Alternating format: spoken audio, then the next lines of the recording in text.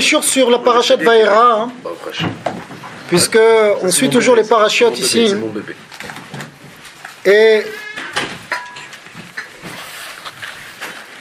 la parashat Vaera, hein, qui est la deuxième parashat du livre de Shemot,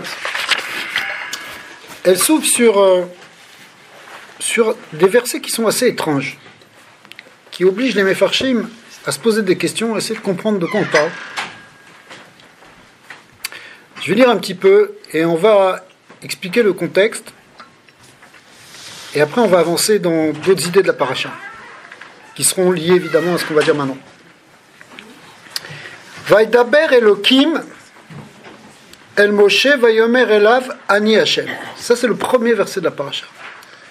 Dieu a parlé à Moshe et lui a dit: Je suis Hashem. L'originalité de ce passouk, c'est que c'est écrit Vaidaber Elokim, et on sait, pour ceux qui connaissent un peu le Chumash, que le mot Elokim, qui veut dire Dieu, mais représente une forme de midat hadin, de rigueur. Et cette rigueur vient et elle dit à Moshe: Je suis Hachem, Yudke Vavke, qui lui est au contraire le midat harachamim.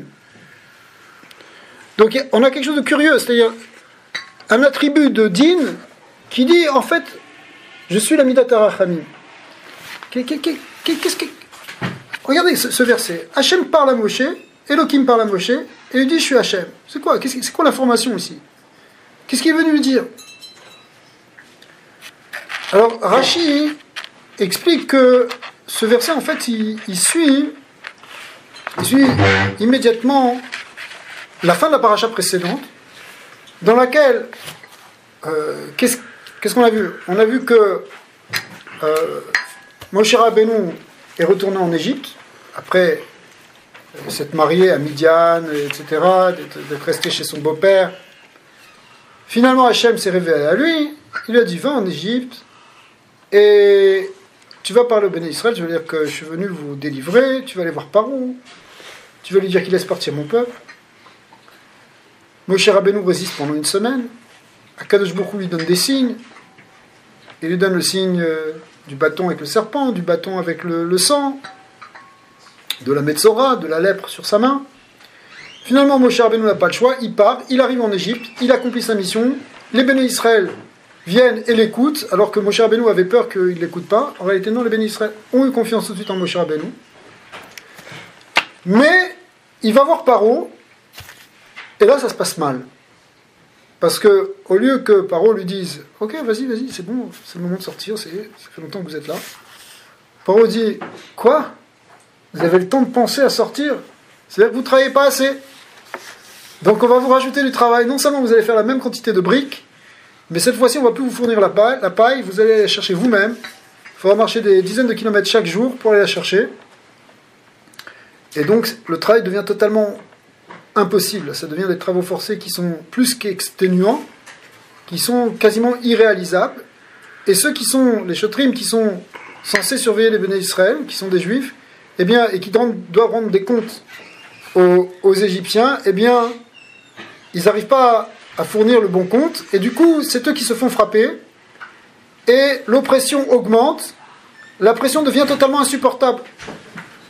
Donc, au lieu d'avoir la Géoula comme on pouvait s'y attendre, on obtient, Moshe Rabbeinu obtient le contraire de ce pourquoi il était venu. Alors, les Béné Israël se plaignent, ils n'en peuvent plus, et Moshe Rabbeinu va Yeshev Moshe al Hashem va yomer Adoni ad Hashem Lama erota le'amazé Lama areota la'amazé. Pourquoi tu fais du mal à ce peuple? Moshe Rabbeinu se tourne vers Akadosh Baruch Hu et lui dit: Pourquoi tu fais souffrir ce peuple maintenant? Pourquoi tu lui fais du mal? Umeaz bati el paro le deber b'shimcha era lahem azé. Depuis que je suis venu parler à Paro en ton nom, il y a eu un mal terrible qui a augmenté sur ton peuple. Et délivré, tu n'as pas délivré ton peuple. Ve'atzel lo itzalta et amecha, comme tu avais dit. Alors Hachem répond à Moshe, Ata, tiré, Hachem et les Paro, tu vois ce que je vais faire à Paro, qui beyat chazaka yeshalechem ou beyat chazaka igarechem me'artso. Vous allez être renvoyés avec une main puissante. Donc vous allez voir ce qui va se passer pour Paro. Alors, là-dessus, Akadosh Baruch Hu continue et lui dit je suis Hachem. Mais qui c'est qui dit ça? C'est le terme d'Elohim, comme on vient de dire. Vaïdaber Elohim, El Moshe, Vayomer Elav, Ani Hachem.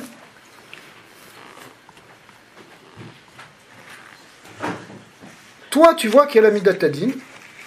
Toi, tu vois que c'est dur. Mais sache qu'en réalité, c'est la Midat HaRachamim. C'est pas clair. C'est pour ça qu'on va expliquer. D'accord. Normalement, on est en train de... Qu'est-ce qui se passe là maintenant? On était en galoute. Et le galoute s'est traduit par une forme d'injustice totale. Apparente en tout cas. Où les gens gentils sont opprimés, sont oppressés, asservis, exterminés. Et, au contraire, les Réchaïm, les mécréants, en profitent. Donc ça, c'est quelque chose qui n'est pas normal. Les Chachamim, ils se sont beaucoup posé la question sur c'est quoi ça? Comment ça peut fonctionner ça dans le monde? Comment est-ce qu'il peut y avoir de l'injustice dans le monde? Si Hachem il a créé le monde et qui dirige le monde, normalement, il devrait y avoir de la justice. Pour le bien, tu es récompensé. Pour le mal, tu es puni. Ce qu'on appelle Sachar ve'onesh. Hachem, il récompense suivant les actes. Est-ce que Hachem, il n'est pas juste? Hachem, il est juste. Alors, qu'est-ce qui se passe en Égypte? Qu'est-ce qui se passe en Galoute? Où est-ce qu'il est Hachem?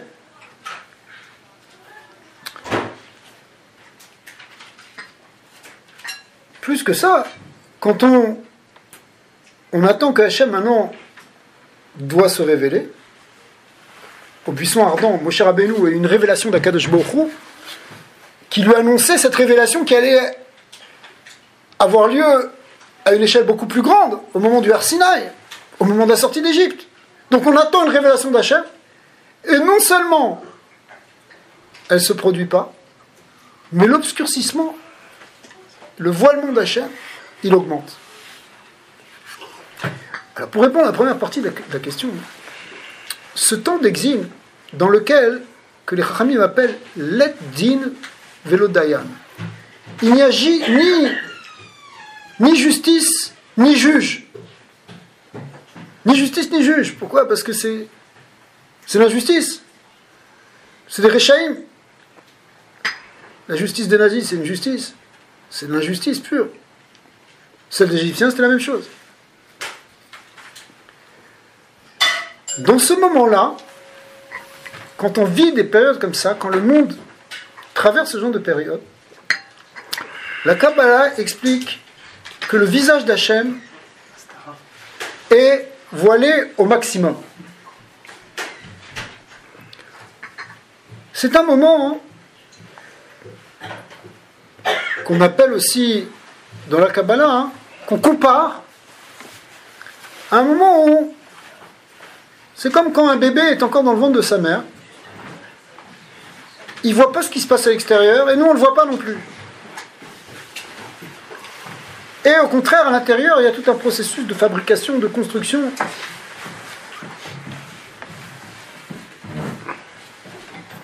Mais, rien n'apparaît encore. Après ça, après cette période de gestation, qui est symbolisée par une gestation, doit suivre une période de naissance. Et quand il y a la naissance, alors il y a un dévoilement du bébé qui représente symboliquement le dévoilement d'Hachem. C'est pour ça que la Yetziat Mitzrayim, La sortie d'Égypte est comparée à une naissance. Avant cette naissance, il y a cette période de gestation, de hibour, dans laquelle Dieu est voilé. Au moment de la sortie d'Égypte, ce qu'on va voir dans la paracha de cette semaine et la paracha de la semaine prochaine, Hachem se révèle. Se révèle comme quand il y a la révélation d'un enfant qui vient dans une naissance. Vous voyez, comprenez la symbolique. Mais, en réalité, les Chachamim ont poussé cette symbolique jusqu'au bout. Ils ont dit que, avant l'accouchement, c'est un moment où, au contraire, il y a le plus de pression. Les mamans qui sont passées par là, elles savent que à ce moment-là, on attend la délivrance le plus possible. On a envie que ça finisse, que ça sorte, que ça se libère. Et au contraire, c'est le moment le plus éprouvant, en quelque sorte, de la grossesse. C'est celui qui précède la naissance. Ici, en réalité, on est en train d'assister à la naissance du dévoilement d'Hachem, qui est en même temps la naissance du clan d'Israël, qui va naître en sortant d'Égypte. Et on est dans les premières contractions, on appelle aussi les douleurs de l'enfantement, qui vont faire sortir cet enfant. Alors là, ça apparaît comme beaucoup plus rigoureux, beaucoup plus difficile. C'est pour ça que Moshe Rabbeinu lui-même a dit Lama, Areota, La Hamazé, pourquoi tu fais du mal? Pourquoi tu fais souffrir? En réalité, Akadosh Baruch Hu va répondre et il dit c'est Elohim qui parle, l'Amidat Adin, qui dit ne t'inquiète pas, je suis la Rachamim, je suis Hachem. Ce que tu crois être du din, ce que tu crois être d'une rigueur maintenant, et ce qui apparaît comme une rigueur, est en fait une bonté, une miséricorde. On va leur dire ça là-bas, ceux-là qui... Alors, on arrive.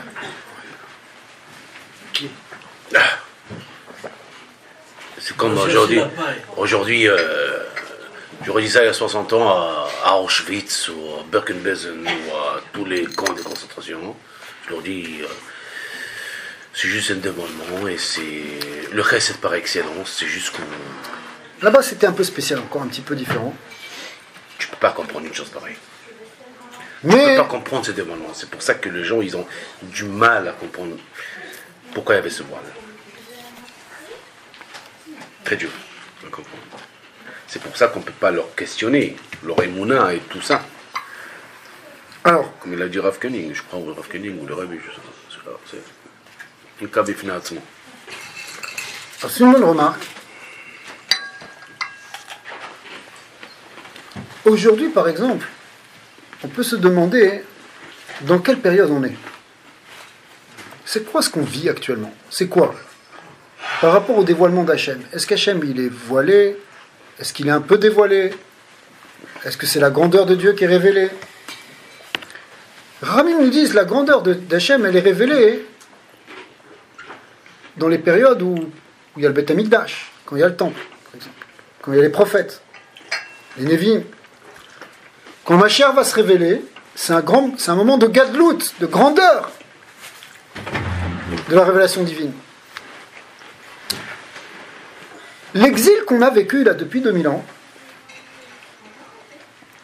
il est vu par les Chachamim comme moins profond que celui de l'Égypte. Pourquoi? Parce qu'en Égypte, le galout était plus dur parce que ils n'avaient pas encore reçu la Torah. Du fait que nous on a reçu la Torah, même si on s'est retrouvé dans des exils parfois très compliqués à gérer,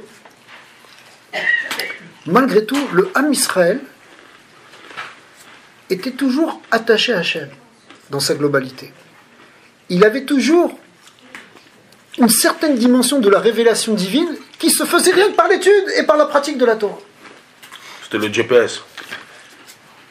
En d'autres termes, l'exil qu'on a vécu pendant, en particulier le dernier, les 2000 dernières années, n'est pas comparé à un état de gestation, de grossesse, mais comparé plutôt à un état de petite enfance.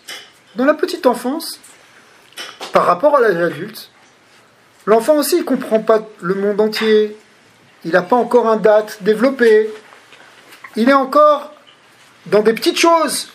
Le petit enfant, il s'occupe de petites choses par rapport à l'adulte qui, lui, se place à un autre niveau. On est dans une symbolique, il faut comprendre. Donc, par exemple, quand Mashiach va venir, ça représente comme si on passait à l'âge adulte. Vous voyez, quand on passe à l'âge adulte, c'est aussi comme une nouvelle naissance. Quand un garçon il a 13 ans, c'est une étape. Une fille 12 ans. Quand il arrive à 20 ans, c'est une autre étape, d'après la Torah. Eh bien, l'exil qu'on a vécu maintenant, il est comparé à ce petit âge, à cet âge un peu puéril, dans lequel c'est plus difficile. Vous savez, quand quelqu'un il est à l'école, un enfant il est à l'école, c'est pas toujours facile.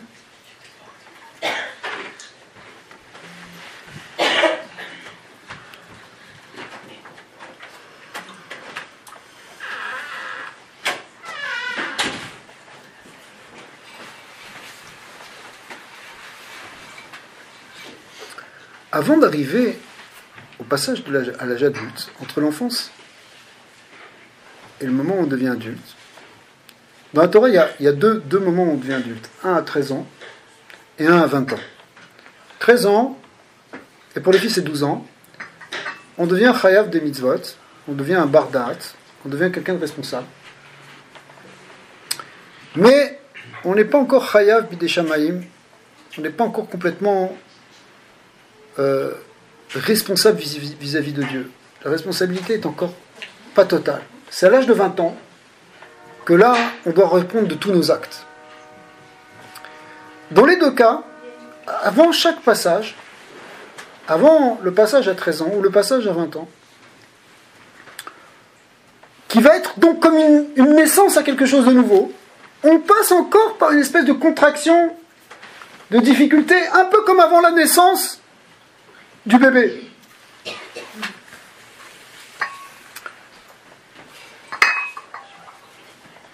On le voit même concrètement avec les enfants. Les enfants vers 12-13 ans, surtout les garçons, ou même les filles, passent par une crise d'adolescence. Chiant. Et après, ils repassent aussi par une deuxième crise, vers 18-19 ans aussi. Pourquoi ? Parce que c'est comme une naissance et il y a des difficultés d'enfantement de ce nouvel être. Eh bien, le clan Israël, lui aussi, avant la venue du Mashiach, il doit passer aussi par une forme de difficulté dans laquelle il ne voit pas, il ne comprend pas exactement ce qui se passe. Et c'est un peu ce qu'on vit nous actuellement. C'est-à-dire qu'on a le sentiment que la galoute, elle a déjà commencé à disparaître, que la Géoula, elle est venue. On est retourné en Eretz Israël. Le Ham Israël a repris une structure. La Torah a ressuscité littéralement en Eretz Israël. Les arbres ont repoussé.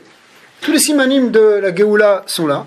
Et pourtant, on voit qu'on traverse encore des difficultés, des oppressions, que l'antisémitisme a l'air d'augmenter, et d'augmenter à une vitesse de plus en plus accélérée, que le monde entier a l'air de se retourner contre nous, et que plus beaucoup de gens sont avec nous. Donc, nous qui pensions arriver dans la Géoula, et pensions être libérés, on voit qu'au contraire, ça recommence. Et bien en réalité, ce qu'on est en train de vivre là, actuellement, c'est comparable à ce qui s'est passé là, pour les Béné Israël, à la fin de la parasha de Shemot, au début de la parasha de Shemot. Et Akadosh Baruch Hu, ici maintenant, il va expliquer à Moshe Rabbeinu, avec des versets, que d'une certaine manière, il faut passer par là. Pourquoi il faut passer par là ? Il va lui dire, tu sais que Avraham, Yitzhak et Yaakov, ils m'ont déjà connu. Il y a déjà eu une révélation de Dieu avant Moshe Rabbeinu et avant le Har Sinaï. Mais cette révélation, elle s'est faite selon un nom qui s'appelle Kel Shakai. Et Ushmi Hashem Lonodati Lahem, mais ils n'ont pas encore connu la révélation de Yudke Vavke. C'est quoi Kel Shakai? Ça veut dire quoi quand Moshe Rabbeinu il dit je me suis révélé à Avraham, Yitzhak et Yaakov selon le principe de Kel Shakai? Kel Shakai, c'est un nom qui représente le dévoilement de Dieu dans la création, dans les limites de la création. Vous savez que le mot Kel Shakai, Shamar laolam dai. elle dit, ça veut dire quoi? Shamar laolamo dai. Il a dit à son monde dai. Dai, ça veut dire ça suffit, il y a une limite. Akadosh Baruch Hu, il s'est limité dans la création du monde. Il aurait pu faire un monde encore plus grand, encore plus complètement différent, mais il a mis des mesures, il a mis une loi, il a mis un compte. Le monde, il a cette forme, il a ses limites. Ça, c'est représenté dans le nom d'Hachem, qui s'appelle Kel Shakai, qui est un nom kadosh. Et donc, c'est une expression de Dieu qui rentre dans les limites de la création. Quand on arrive au Har Sinaï, maintenant, quand on arrive à la Yetziat Mitzrayim, au Har Sinaï, Dieu va se révéler selon son nom propre, qui est Yud Kevavke, et qui représente l'unité absolue d'Hachem. Hachem, lui, il n'est pas limité par la création. Il est totalement au-delà de tout. Il était avant la création, il sera après la création. Et le chidouche, c'est que Akadosh Baruch Hu, dans le monde, il ne veut pas simplement se révéler comme celui qui s'est limité dans le monde, mais il veut se révéler dans ce monde aussi comme celui qui est totalement illimité. Vous me suivez? Et effectivement, c'est ça qu'on va commencer à voir dans la paracha, avec les 7 premières makotes qui vont apparaître. Il y en aura 7 dans cette paracha et 3 la semaine prochaine. Les 7 premières makotes, qui sont donc d'abord le sang, ensuite les grenouilles, ensuite les kinim qui sont pustules.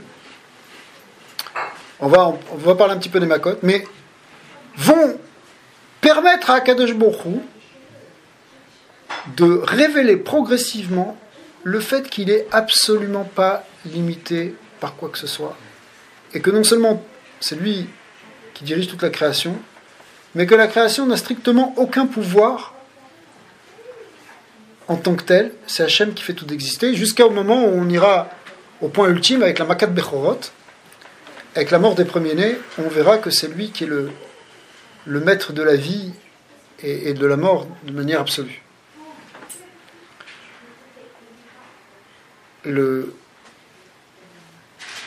Qu'est-ce qui se passe? Moshe Rabbeinu et les Béné Israël sont dans quel pays? Ici, ils sont en Égypte. C'est pas pour rien. L'Égypte, on a expliqué que le mot Mitzrayim, ça veut dire Metzar, ça veut dire la limite. C'est au contraire le monde du limité. Et les Égyptiens ne reconnaissent pas Hachem. Paro, il dit, quand Moshe Rabbeinu vient le voir, il dit, Paro, moi je ne connais pas. Je connais beaucoup de Dieu, je connais beaucoup de force, je connais beaucoup de divinité de l'Antiquité, mais Hachem, je ne connais pas. Personne ne connaît le Dieu suprême, même si les Égyptiens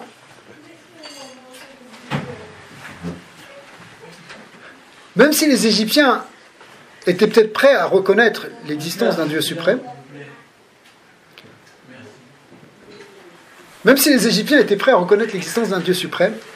ils ne pouvaient pas concevoir que, écoutez bien parce que là on va voir une grande clé, ils ne pouvaient pas concevoir que ce Dieu il puisse intervenir dans le monde, qu'il puisse avoir un rapport avec le monde. Vous savez que dans beaucoup de philosophies, chez les Grecs, et c'était vrai un peu partout, tout le monde veut bien comprendre l'idée que il y a qu'il y a une force absolue, qu'il y a un Dieu qui est à l'origine de tout.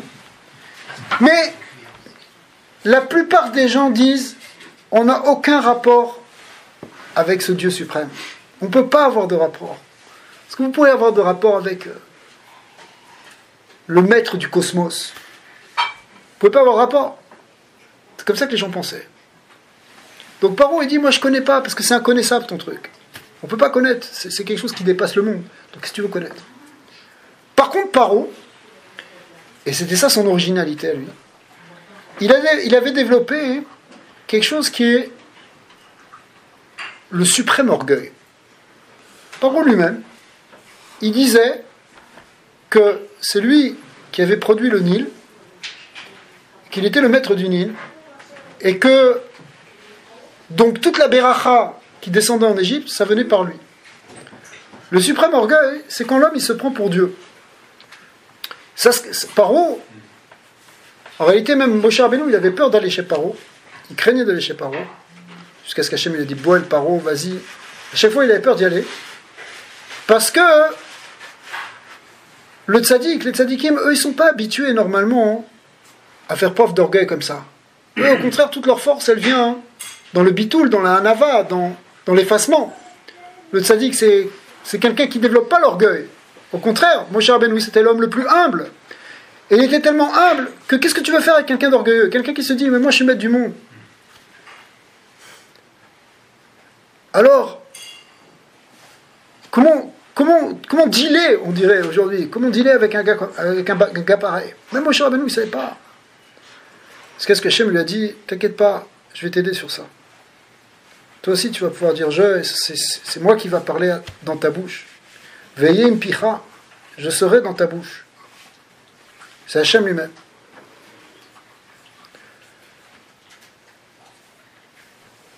Donc, Moshe Rabbeinu, ici, il est confronté au problème de comment on peut gérer cette... Qu'est-ce qui se passe maintenant? Lui-même, le grand sadique, il ne sait pas comment faire avec Paro, il ne sait pas comment faire avec des Réchaïm pareils. Le monde, il a l'air de se refermer sur nous. Cette situation-là, c'est la même qu'on a aujourd'hui. Qu'est-ce que tu veux faire là? Qu'est-ce que tu veux faire avec les islamistes aujourd'hui? Comment tu veux leur parler, ces gens-là? Tu peux aller voir un Iranien, tu peux aller voir un Égyptien, là, un dirigeant d'Égypte ou un dirigeant de l'Iran pour lui dire, écoute, nous ce qu'on veut c'est être heureux, c'est qu'il y ait la paix dans l'humanité, on va amener Hachem dans ce monde, on faire un Beth Amikdash. Tu peux lui parler comme ça? Impossible. Comment tu peux y aller? Et pourtant, Akadosh Baruch Hu, c'est ce qu'il a demandé à Moshe. Moshe lui a dit, pas peur. Le rabbi Lubavitch, il nous a demandé d'être comme ça. Il nous a dit, n'ayez pas peur, faites ce que vous avez à faire. Faites, avancez. On a le droit d'être sur cette terre. On a le droit d'être en Eretz Israël. C'est notre droit, c'est plus que ça, c'est la volonté divine. Hachem nous a donné cette terre, on est en train, les névotes, les prophéties sont en train de s'accomplir.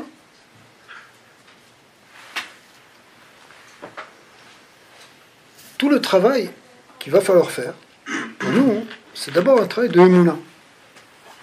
De Emouna dans le tzaddik. Même cette plainte que Moshe Rabbeinu a ramenée au Béné Israël, à Kadosh Baruch Hu, c'est une plainte qui est venue. Certains disent de Datan vers Riviram, de gens qui ont dit, ouais, mais finalement, toi, le tzaddik, Moshe Rabbeinu, qu'est-ce que tu nous racontes? Ils ont commencé à être relègues sur le tzaddik, à discuter sur lui. Alors que le travail du âme, c'est d'abord dans la Emouna. Hachem a dit quelque chose à Moshe, Moshe a dit quelque chose au âme.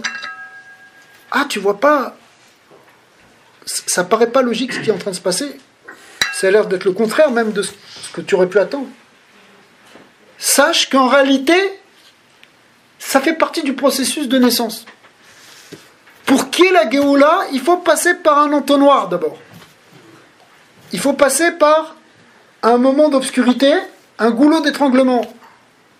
La Yetziat Mitzrayim, la libération d'Égypte, qui est la libération de tous les exils, symboliquement.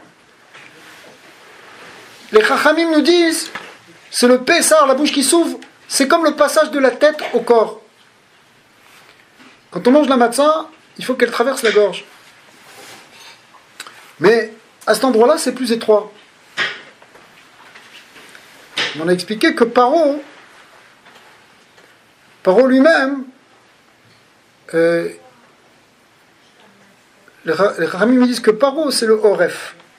Le Oref, c'est la nuque. Et la nuque, elle est derrière la gorge. Et elle est en réalité derrière, elle est de l'autre côté par rapport au cerveau, si vous voulez.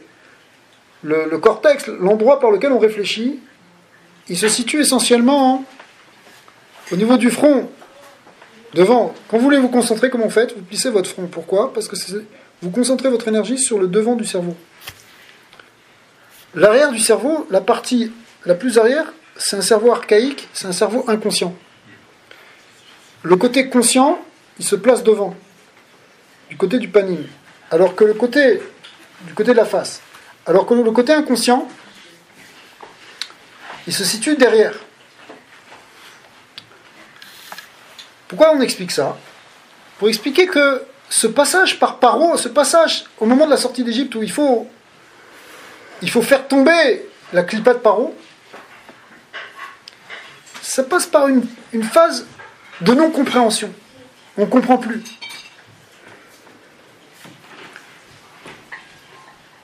Mais quand on ne comprend pas, notre manière à nous de réagir, c'est par la émouna. La émouna, ça commence quand justement on n'a pas de date. Et ça, en réalité, c'est plus fondamental que tout. Pourquoi? Parce que quand on développe la émouna, quand on développe la confiance en Hachem, c'est là qu'on crée le Keli, c'est là qu'on crée le réceptacle pour avoir la vraie révélation d'Hachem. Répète. On est d'accord que la création du monde, elle est pour que Hachem se révèle dans le monde. On veut amener Hachem dans notre vie. C'est ça en fait, la finalité.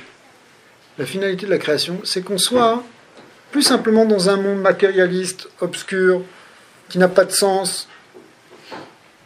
On veut voir la grandeur d'Hachem, on veut voir la justice, on veut voir le bien, on veut voir la réparation, on veut plus qu'il y ait du mal, on veut plus qu'il y ait de la maladie, on veut plus qu'il y ait de famine, on veut plus qu'il y ait un manque de parnassa, on veut qu'il y ait la beracha divine qui soit dans notre existence, n'est-ce pas? Pour arriver à cette révélation, il est nécessaire de développer un kohar, une force particulière qui est la force de la Emouna. La Emouna B'Hashem, elle ouvre, elle prépare en nous le réceptacle de cette révélation, le réceptacle de cette bénédiction. Alors, en réalité, avant la Géoula, on doit passer par un moment où justement on n'a plus de date, où on ne comprend plus. Ce que les Khamim disent, que la Géoula, elle vient Be'eser Hadat. Une des choses qui vient Be'eser Hadat, par une Metzia, c'est quoi, hein? C'est le Mashiach. Mashiach, il vient quand tu t'y attends pas. Ça a l'air d'être comme ça marqué dans la Gemara. Mais en réalité, c'est pas exactement ça le pshat. Le pshat, c'est que pour que le Mashiach vienne, il faut passer par une absence de date. Il faut passer par un moment où on ne comprend pas. Quand on ne comprend pas... Ça veut dire que la Mouna, elle est grande. Ça c'est l'ultime classique. Mais va travailler ta Mouna ici maintenant. Bon. Eh bien, c'est ce qu'on fait en réalité. Mais la Emouna, elle commence justement là où tu ne comprends pas. Oui. Elle commence que là où tu ne comprends pas. Mais comment tu vas la travailler, cette Emouna, ce Mashiach? Plus que tu comprends. Quand tu comprends plus, il ne me reste plus que la Emouna. Les Chassidim, ils ont développé une chose, en particulier aussi Rabbi Nachman. c'est que une des manières de travailler ta Emouna, c'est d'abord de travailler dans la Emouna Chachamim, ou la Emouna du Tzaddik. On est en ce moment entre deux Iloulot, la Iloula du Balatania et la Iloula de Baba Saleh. Sabba Kadisha. On est exactement entre les deux. Et on a fait la semaine dernière la Iloula de Moazaken. C'est toute notre force, en réalité. Toute notre force, elle vient des tzadikim. Quand tu développes ta Emouna dans le tzadik et que tu as confiance, Vaya Aminu Ba'Hashem ou Moshe Avdo, que tu as une Emouna qui n'est pas simplement dans Hachem, mais aussi dans Moshe, alors à ce moment-là, ça devient beaucoup plus facile. La clé pour nous, c'est difficile. Qu'est-ce qu'on connaît? Même si on a un peu de Torah, on n'est plus comme à l'époque de l'Égypte où ils n'avaient pas encore la Torah. Nous, on a un peu de Torah. Mais les tzadikim, ils ont beaucoup de Torah. Donc eux, ils comprennent beaucoup mieux. Ils arrivent à un niveau qui est un niveau de Roi HaKodesh. Ils comprennent exactement ce qui se passe. Eux, ils arrivent à percevoir, même si on voit qu'il y a un certain niveau, même le tzadik, lui-même, il peut poser des questions, comme Moshe Rabbeinu, qui a dit, bon, ok, il pose ces questions, moi je te pose aussi ces questions. Mais, dans l'ensemble, le tzaddik, lui, il est éclairé. Dans notre dor, le rabbi, il a donné énormément de messages. Pendant 40 ans, il a répété des messages pour nous montrer qu'on est arrivé dans la Géoula. On est rentré dans la Géoula. Ceux qui vous disent aujourd'hui, mais non, Mashiach, peut-être qu'il peut venir dans... On ne sait rien quand est-ce qu'il peut venir. Il reste encore 250 ans jusqu'à l'an 6000. Et il n'y a aucune raison qu'il vienne maintenant. Eh bien, ça contredit ce que le rabbi a dit. Qui a dit, c'est pour maintenant. C'est pour maintenant, c'est imminent, c'est là. Giazman Geulatrem. Ouais. C'est ça qu'il a dit, Rabbi. Et plus... Quand est-ce qu'elle a commencé? Et... Quand est-ce que le processus de Géoula Il a commencé progressivement depuis déjà longtemps. 200 ans. À peu près. Combien? 200 ans. Le Zohar Kadosh, il dit que quand viendra l'an 6 ans du 6e millénaire, c'est-à-dire 5600, 5600 ça correspond à 1840, eh bien, le Mashiach va pouvoir venir. Pourquoi? Parce que Noach, quand il est sorti de la Teva, il avait 600 ans. Mais le nombre 6, qui veut dire que la lettre Vav, 6, c'est aussi le vendredi, qui est le 6e jour. C'est un moment où après ça, on rentre dans Shabbat. Le 6 représente la Géoula.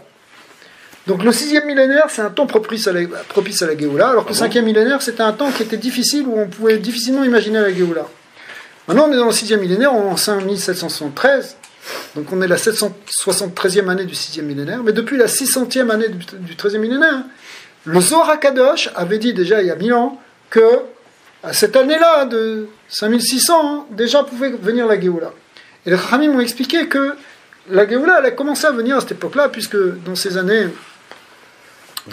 on a commencé à vraiment rayonner justement toute la pensée profonde de la Chassidoute, qui est venue un peu comme le Halut HaShachar, l'aube qui vient. Vous savez, la Géoula, le Zohar HaKadosh, il dit, elle vient pas d'un coup. Elle apparaît comme le soleil quand il se lève le matin. D'abord, on voit quelques petits rayons, et puis petit à petit, on commence à distinguer des choses, ou son prochain. C'est l'aube. Et puis après, tout d'un coup, le rayon du soleil, le disque solaire sort à l'horizon. Ça, c'est le Netzachama.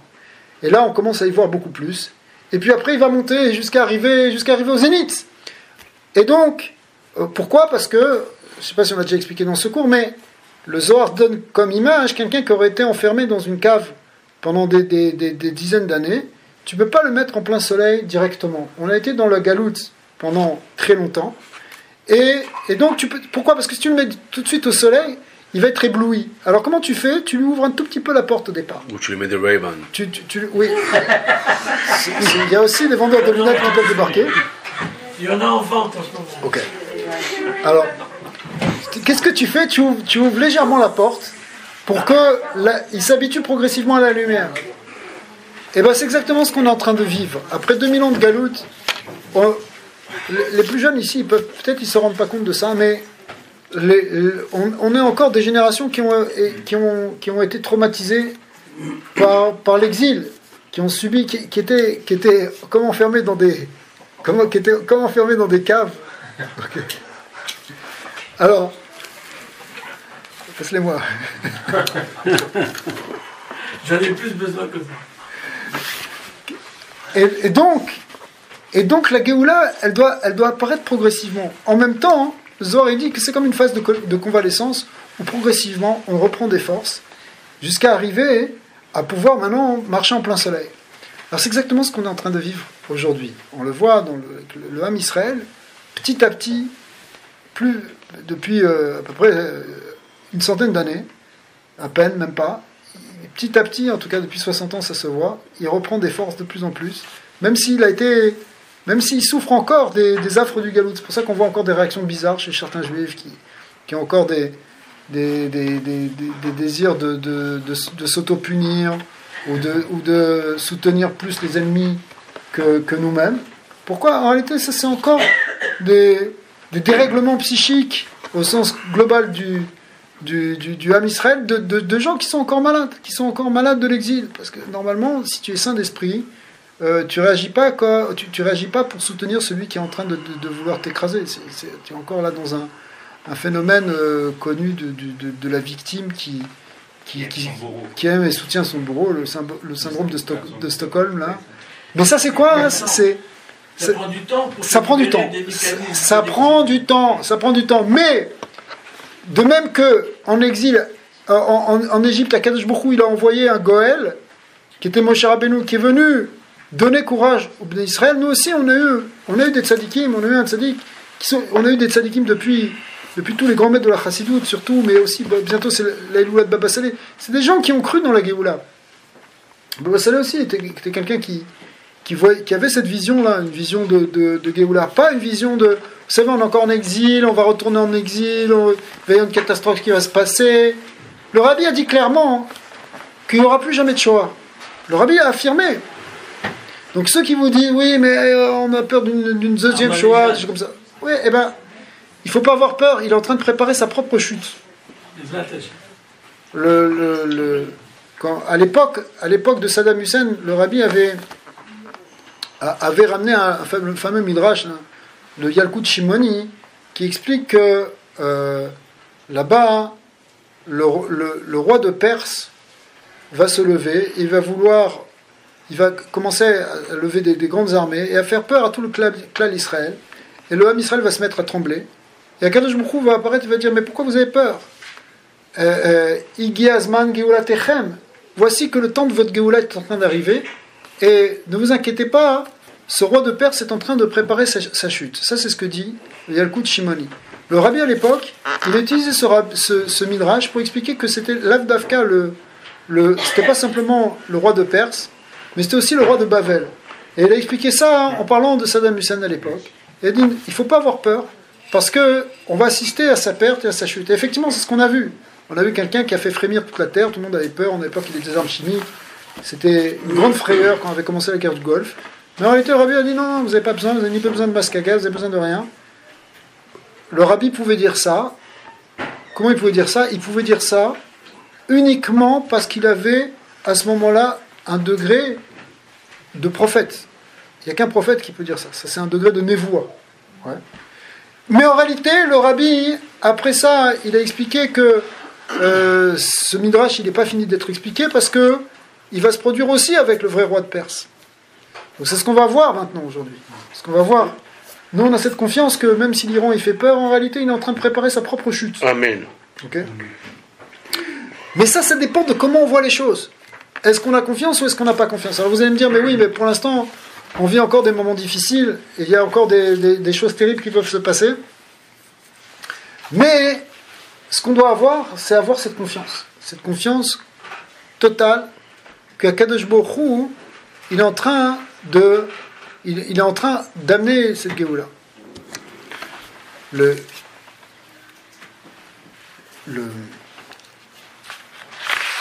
La première Maka qui va venir, c'est la Maka de Dam, le sang. C'est quoi la Maka de Dam ? l'eau du Nil, mais pas simplement l'eau du Nil, toute l'eau qui était dans l'Égypte, elle s'est transformée en sang. Sauf que, les rabbins nous disent, elle ne s'est pas complètement transformée en sang.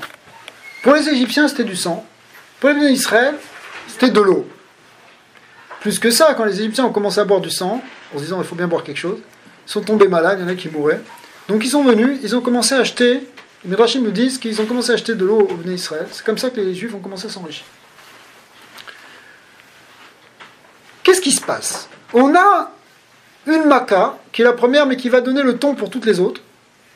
Excusez-moi, mais l'eau qu'ils achetaient des bénis Israël, elle se transforme pas dans Non, elle restait de l'eau. Il fallait bien qu'ils boivent, ces braves Égyptiens. Pendant 7 jours, ça a duré. Donc il fallait bien qu'ils boivent quelque chose, mais ils sont devenus dépendants des bénis d'Israël. C'est le pétrole. L'eau, dans la Kabbalah, qu'est-ce qu'elle représente? Elle représente la Torah, quoi d'autre encore? La pureté. La pureté, quoi Le d'autre? cash. L'eau, elle ne représente pas le cash. Ah, l'eau. Oui, L'eau. L'amour. L'amour, le chesed, la vie. Le sang, qu'est-ce qu'il représente? Il est rouge, lui. la mort. La dureté, ça peut aller jusqu'à la mort, ça peut être la rigueur. Et pourtant, le sang, c'est la vie. Le sang, c'est la vie, mais quand le sang coule, c'est pas très bon. C'est l'amour. Et normalement, Qui a d'amour nefesh. le Zohar Kadosh, il dit que normalement, quand Akadosh Baruch Hu, il veut amener la fin d'une nation, faire tomber une nation, comment ça se passe généralement? Il amène une autre nation plus forte qui vient et qui va la dominer, qui va l'écraser et qui va faire couler son sang. Donc le sang de l'Égypte, ici c'était un siman aussi que l'Égypte va bientôt s'écrouler. Mais ce dame, Akadosh Baruch Hu, il n'a pas voulu que ce soit une autre nation qui vienne et qui fasse tomber l'Égypte, parce qu'il voulait totalement préserver les bénis d'Israël. À part ça, il voulait aussi dévoiler, il voulait aussi montrer, par le fait qu'il va donner de l'eau aux bénis d'Israël et du sang aux Égyptiens, il voulait montrer qu'en réalité c'est lui qui est le maître du chesed, de la bonté, et de la joie, et de la rigueur. Tant qu'on était en exil, et qu'au contraire c'était la domination des Égyptiens, on voyait une justice qui apparaissait comme une injustice. C'était la midatadine, vous comprenez la différence. Vous voyez la midatadine, vous voyez la rigueur, mais cette rigueur, elle se traduisait par une injustice. Maintenant, il y a un changement. Il y a une rigueur, mais qui va se traduire par la justice. C'est ça que Akadosh Baruch Hu dit dans ce passouk, Vayomer Elohim, c'est la midatadine, elle dit, Ani Avaya, je suis la midat harachamim, c'est-à-dire je vais amener de la justice, je vais amener de la bonté. Qu'est-ce que c'est le midat harachamim? C'est l'équilibre entre chesed et din, entre amour et rigueur. C'est-à-dire quoi? C'est-à-dire qu'il peut y avoir une certaine rigueur, et ici pour chasser et pour détruire le mal, et en même temps une bonté pour donner au bien, pour donner au bon.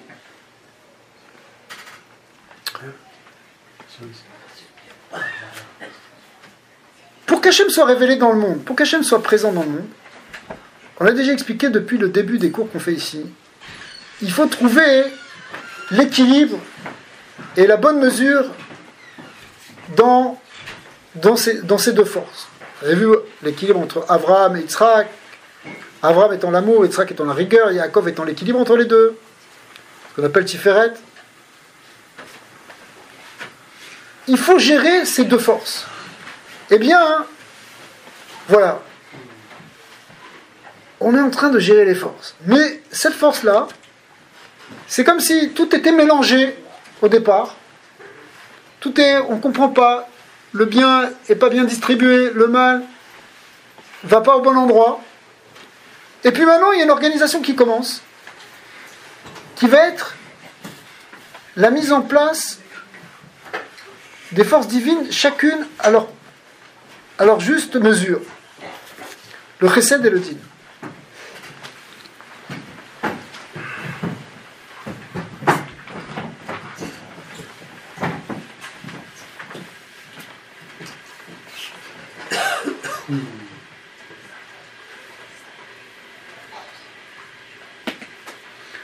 quoi le deuxième Maca après ça? Après le dent. Après le dame. Sephardéa. C'est quoi Sephardéa? Les grenouilles. D'après vous, c'est quoi, ça représente quoi les grenouilles? Les pathos. La famille. La famille. Les frogs. Qu'est-ce que ça représente? C'est quoi les grenouilles? Ah, les grenouilles. Ouais. Le batracien, c'est une forme de vie. La froideur.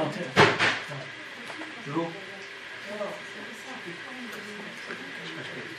D'après la Chassidoute, il y a beaucoup d'explications d'abord qui ont été données sur les grenouilles. Une des explications, c'est que les grenouilles, elles sont froides. Elles n'ont pas le sang chaud. Elles ont le sang froid. Elles sortent de l'eau, elles sont un peu glauques comme ça, un peu gluantes. Elles sont froides. La froideur, normalement, c'est pas quelque chose de très très bon dans la Torah. Celui qui refroidit, C'est l'Amalek. il s'appelle Amalek, Asher Korcha Baderer. Celui qui te refroidit dans le chemin, tu es tout chaud, tu as pris des bonnes décisions, tu as envie d'avancer, tu as envie d'aller dans des cours, tu as pris des bonnes décisions, et tout d'un coup, ta femme te dit quelque chose, ça te refroidit. Ok? Ou inversement. Ok? Tout d'un coup, tu reçois une facture, ouah, t'as plus envie de rien faire. Ok? Ça refroidit. T'es refroidi. Tout d'un coup, t'entends une nouvelle à la radio, oh là là, t'es refroidi. Donc le refroidissement, c'est pas bon, normalement. Parce qu'il faut être chaud, il faut être bouillant d'énergie. La froideur, c'est Amalek, c'est la mort. La froideur, c'est bon quand on veut s'énerver, etc. Non, ça dépend du contexte aussi. Mais ouais, si jamais les grenouilles étaient arrivées en France, elles se seraient fait toutes manger. Parce que là-bas, ils adorent les grenouilles. Mais tu sais pas qu'ils les ont envoyés en France. Le vent, c'est un vent d'Est. Quoi? C'était un vent d'Est. Ou Arkadim, il est arrivé jusqu'à Paris. Ça va manger tout le monde.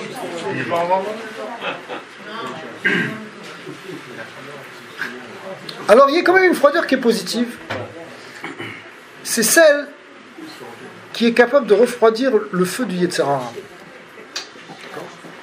Le sang, qui est la rigueur, il peut se traduire aussi par une rigueur qui amène un échauffement comme du feu, qui est le feu de la violence, le feu de la nervosité, le feu de la colère. Et ça c'est négatif. On sait que celui qui s'énerve, c'est comme s'il faisait Avodazara. Le Yetzer Hara, il peut être comme un feu dévorant aussi. Il y a le feu d'Hachem, mais il y a le feu, le Esh Zara, le mauvais feu. Quand Akadosh Baruch Hu, il a envoyé les Sephardéa, pour ça qu'elles étaient capables de rentrer dans les fours.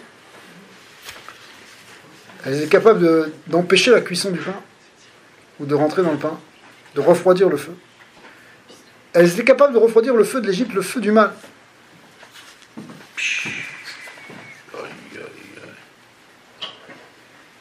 Hachem, dans sa révélation, il veut montrer que c'est lui qui contrôle toutes les forces.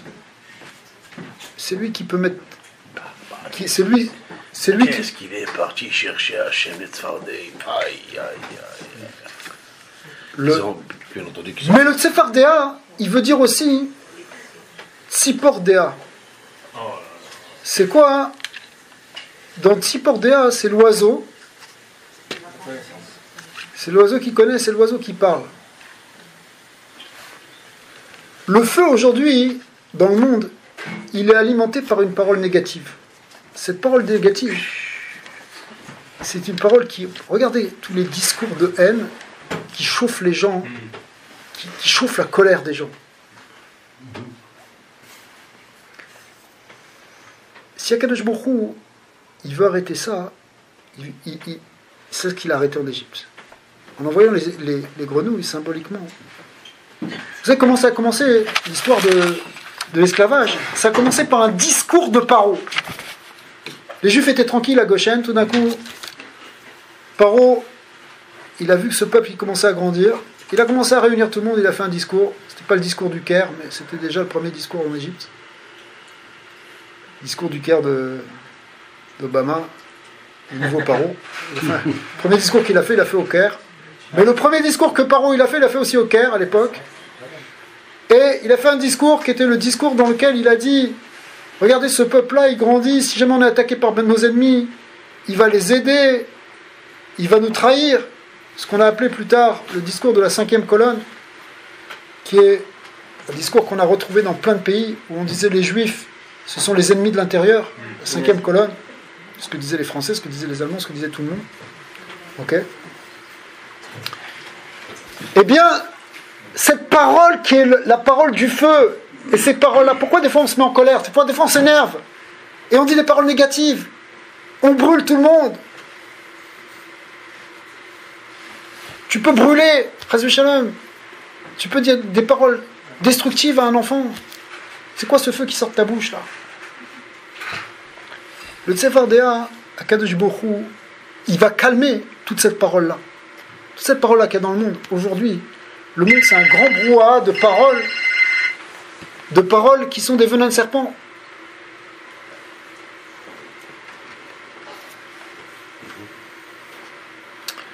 Est-ce que c'est à nous de faire ce travail ou c'est lui qui va le faire? Il y a... Parce que là, la délivrance doit venir de nous, la dernière, non? Oui et non.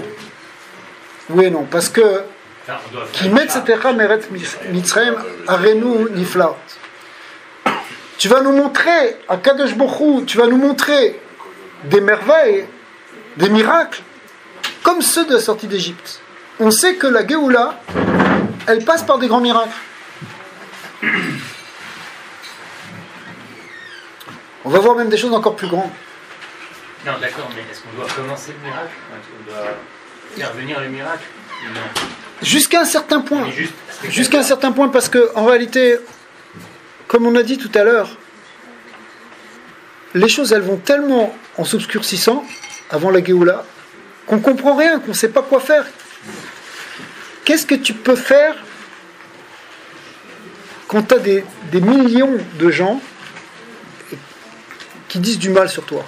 Alors justement, c'est ça la question. Est-ce que si tu prends en compte la logique, alors tu te dis, bon, bah, de toute façon, il n'y a rien, tu peux pas les raisonner, c'est pas la peine. Ou si tu dis, tu es à l'Émina, tu dis, c'est pas grave, je fais mon travail, et tu vois ce que je veux dire? Ou alors tu as la Emouna, et tu dis, non, je fais rien, je mets tout en HM. Mais quelle forme d'Emouna il faut adopter? C'est ça la question, quoi, je veux dire. C'est-à-dire, quelle est ta part et celle d'achat? Ouais. Est-ce que... Comment tu... c'est quoi là? C'est une question pour tout le temps. Bonne question.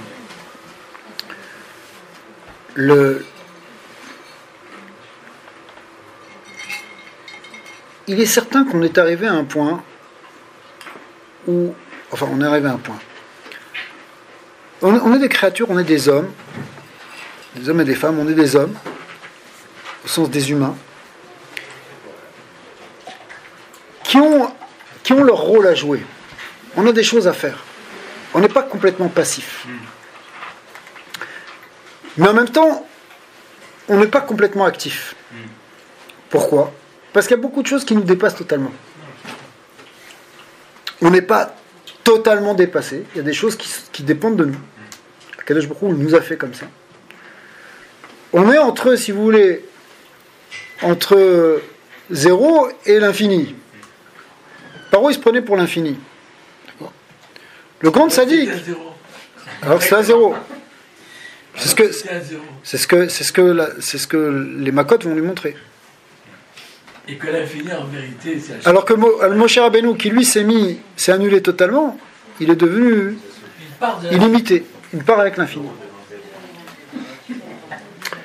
Nous, en tant qu'âme, on a une existence terrestre dans laquelle on n'est pas complètement annulé. Donc on a un rôle à jouer. On a des choses à faire. On a des initiatives à prendre. On peut les prendre avec Alors, pour ça que, cependant, on est obligé d'avoir une émouna très grande. Encore une fois, c'est pour ça qu'il faut écouter le tzaddik, il faut écouter Moshe Rabbeinu. Parce que si on n'écoute pas Moshe Rabbeinu, nous-mêmes, on ne sait pas comment partir. On a besoin du berger. Ouais. Mais à partir de là, si on l'écoute, Si on écoute par exemple ce que le Rabbi a dit, c'est que le Rabbi il a dit, il faut aller de l'avant. Il faut pas rentrer dans les raisonnements que les Réchaïm vont essayer dans lesquels les Réchaïm vont essayer de vous faire rentrer dedans. On le voit par exemple, l'histoire là d'Oslo, etc. Aujourd'hui, il faut être de mauvaise foi hein, pour y croire encore. C'est-à-dire, je m'excuse, mais il faut vraiment être de mauvaise foi. Mais oui, mais il fallait le faire. C'est-à-dire, tout ce truc d'Oslo devait être... On aurait pu, c'est pas sûr, on aurait pu l'éviter si on avait eu la confiance dans ce que nous dit Rashi. Rashi nous dit dans le premier verset, il nous dit lorsque, à la fin des temps, avant la Géoula, au moment de la Géoula, les nations viendront vous dire, vous êtes des voleurs, vous avez pris notre terre. Vous allez leur montrer la Torah, vous allez prendre un chumash, leur montrer, leur lire que Dieu il a créé le monde, qu'il a donné le pays à qui il a voulu et que la terre d'Eretz Israël nous l'a donné à nous. C'est le premier Rashi en plus. C'est le premier Rashi. Et tout ce qu'on voit, et même dans le début de Shemot, quand il commence à se révéler, c'est toujours par rapport à la terre. Tout le but. Alors, ça, il faut avoir le courage de le faire, il faut y croire. Parce que si tu crois même pas toi-même dans cette Torah, comment tu peux y arriver? C'est ça en fait, c'est ça la véritable épreuve. Mais, du coup, on s'est retrouvé dans une situation où Akadosh Baruch Hu nous a montré clairement qu'on ne peut pas faire certaines choses. Tout ce qui se passe avec la politique aujourd'hui, tout ce qui se passe avec les Goïm, en réalité, si on regarde bien, c'est justement par rapport à la terre d'Eretz Israël. Les Juifs ont donné Gaza. Ok? Le Rabbi avait dit de tout temps, même à l'époque du Sinaï, de ne pas rendre 1 centimètre de terre. D'accord? Oui, mais pour la paix avec l'Égypte. Ouais, mais il y a un jeu politique dans lequel regarde. tu peux pas. Attends, je rentre pas dans la politique. Ça, il faudrait ne plus être un État. Je rentre pas dans la politique. Je rentre pas dans la Le jeu politique. politique. Je t'explique. Non, justement, non. Tu dois pas jouer. Je t'explique. Au moment où toi tu te mets État et que tu rentres à l'ONU, ça y est, tu l'as Mais l'État d'Israël, c'est pas un État comme les autres. C'est pas, ça n'a rien à voir. Les Goïm, ils ne nous voient pas comme un État comme les autres. On est d'accord? Ils ne nous voient pas comme un peuple comme les autres. Il n'y a que nous. Non, ils ne nous voient ni comme un peuple comme les autres, ni comme un État comme les autres. On n'est pas un peuple comme les autres. On est un peuple qui n'a pas le droit d'avoir le même statut que les autres. Ok? En tant que peuple. Non, même en tant que peuple. Mais même en tant que peuple. En tant que peuple, pendant 2000 ans, ce qu'on peut aussi, pendant 2000 ans, 2 secondes, pendant 2000 ans, les chrétiens et ensuite les musulmans ont voulu faire de nous un peuple différent. Nous sommes différents et inférieurs. On a le droit d'exister en tant que juifs à condition qu'on soit en dessous des autres. C'est la seule manière dont ils peuvent nous tolérer, s'ils nous tolèrent. Et ça c'est vrai, ça c'est quelque chose qui est évident aujourd'hui dans toutes les nations. On voit un tout petit peu, on n'a pas besoin d'écouter beaucoup la radio, on voit un tout petit peu que ce qui se passe à l'ONU, ce qui se passe partout, c'est que vous les juifs, on vous tolère si vous êtes en dessous de tout le monde. Vous n'avez pas le droit de réagir, vous n'avez pas le droit de vous défendre, vous n'avez pas le droit d'avoir votre place, vous n'avez pas le droit d'avoir votre avis. Ce qu'on vous impose, soyez content avec. Grosso modo, c'est ça le message que nous donnent et les Arabes et les Européens. Ok.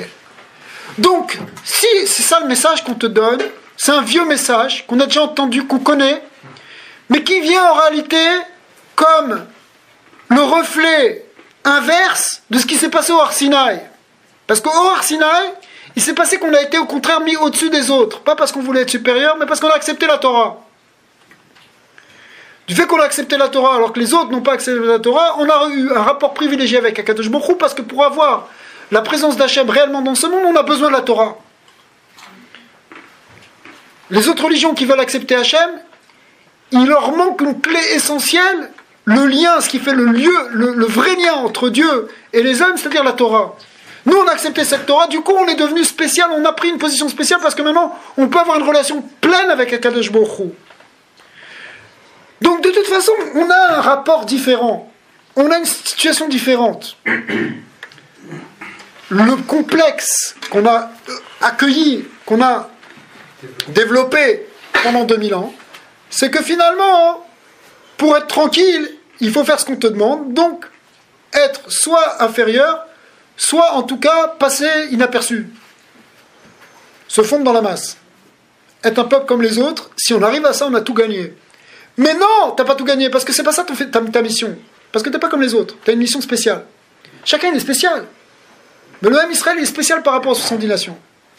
Et s'il y a des gens qui veulent nous traiter de racistes à cause de ça, qu'ils sachent que c'est eux les racistes.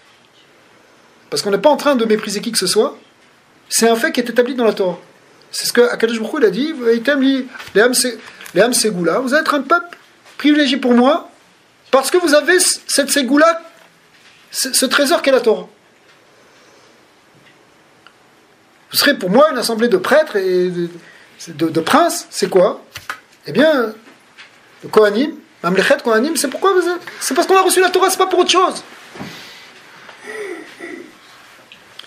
Donc maintenant, nous, notre Emouna, c'est ce qui est marqué dans la Torah. Notre Emouna, c'est ce que les maîtres de la Torah ont dit, les tzadikim. Le rabbi, il s'est fait le porte-parole. Et il est allé même dans le sens contraire de tout ce que les autres Gdolim disaient à l'époque. Le Rav des Gdolim disait, non, la paix contre les territoires. Eh bien, aujourd'hui, on est arrivé à un point où quand on donne les territoires, ça amène pas la paix, ça amène moins que la paix. Bien oui. Et Okay. ils veulent de plus en plus. Mais le rabbi, qui avait une vision prophétique, il l'avait vu depuis longtemps. Puisqu'il a dit, même le Sinaï, il ne faut pas le rendre, même le canal de Suez, tout. Donc, finalement, on se retrouve dans une situation d'étroitesse, dans laquelle petit à petit le Ham Israël est en train de prendre conscience de plus en plus de sa nécessité de réagir autrement. Parce que ça ne marche pas quand on veut faire comme les Goïms nous disent, ça ne marche pas. Ou alors pour que ça marche, il faut que ça marche pour eux, c'est-à-dire qu'on disparaisse. En tant qu'État, en tant que peuple, en tant qu'Israël, en tant que Juifs de Galout, ils pourraient peut-être nous supporter, mais pas en tant qu'Israël, Ham Israël, sur sa terre, ils ne peuvent pas. Mais pourtant, c'est ce qu'on est en train de vivre. On est en train de revenir, on est en train de vivre le kibbutz Galouyot et le retour sur notre terre.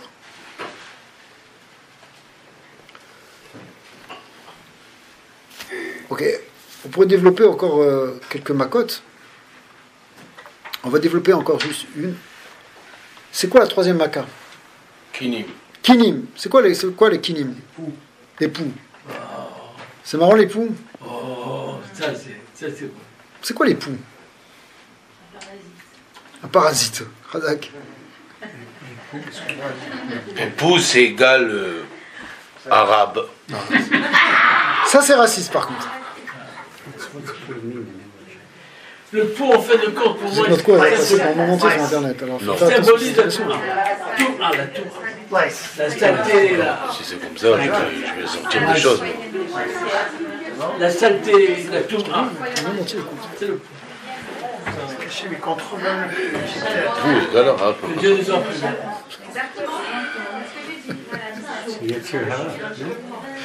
C'est la tête. L'époux, ça peut être partout. On peut s'épouiller de partout. Les Khamim disent que quand il y avait le sang, les Égyptiens ont dit ouais, mais nous aussi on peut faire du sang. Ils n'arrivaient pas à le faire aussi bien parce que le sang qui était envoyé par Akadosh Baruch Hu, il sortait de partout, il sortait, même la sève des arbres, elle était transformée en sang. Mais eux, par leur magie, ils arrivaient à faire quelque chose. Les grenouilles, ils ont réussi à produire quelques grenouilles, comme ils ont réussi aussi à produire des serpents. Mais quand on est arrivé au Kinim, les Égyptiens, ils ont dit, oh là, la magie n'a pas de force sur ce petit. C'est trop petit pour la magie. Pourquoi c'est trop petit pour la magie? Il y a quelque chose qui est trop petit pour la magie? D'abord, la magie, ça existe. Alors sachez que la magie, ça existe. En tout cas, ça existait fortement à l'époque. C'était même la science du pouvoir suprême. Pour ça que la première chose, le premier signe que Akadosh Baruch Hu, il a donné à Paro, c'est le signe du bâton qui se transforme en serpent.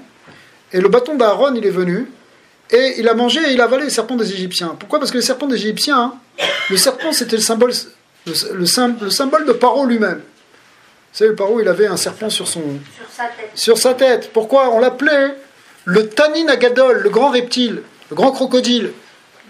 C'est pareil, les crocodiles, les reptiles, les serpents, c'est la même espèce. Le grand. Pourquoi il était grand, ce reptile? Parce que c'est quoi le serpent? Ici, le serpent, en réalité, il représente la force, le pouvoir de la magie. C'est quoi le pouvoir de la magie? On a dit tout à l'heure que Paro, c'était l'orgueil absolu. Mais c'est ça l'orgueil absolu. L'orgueil absolu, c'est quand tu penses que tu peux avoir le pouvoir suprême sur tous les êtres.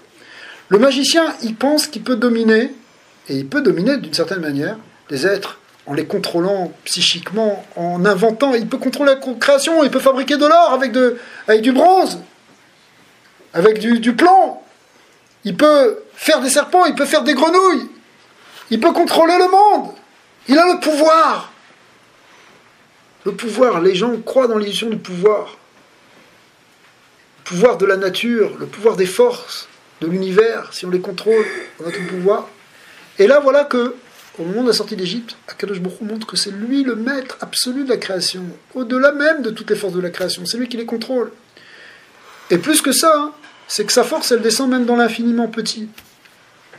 Les kinim, ils représentent ce qui est tout petit, ce qui est infiniment petit, on verra après ça même dans la Makat Bechorot.